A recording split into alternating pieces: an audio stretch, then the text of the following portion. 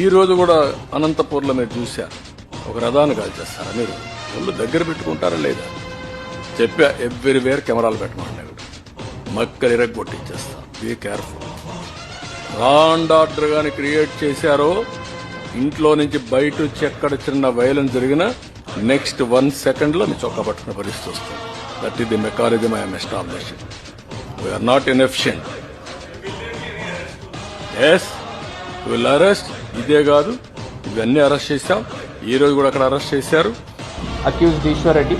So అతని బైక్లో నుంచి ఫ్యూయల్ అది తీసుకొని రథం పెట్టినటువంటి షెడ్ ఏముంది, సో దాని లాక్ని యాక్సెల్ బ్లేడ్తో అది కట్ చేసి, సో లోపల పెట్రోల్ని దాని మీద వేసి దానికి అగ్గి పెట్టడం జరిగింది.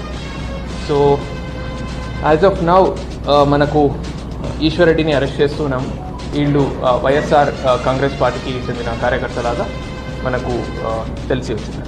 ఎవడు తప్పు చేసినా, ఎవడు తోక తప్పినా, ఎవడు ఈ రాష్ట్రంలో నేరాలు క్రియేట్ చేయాలనుకున్నా అదే చివరి రోజు.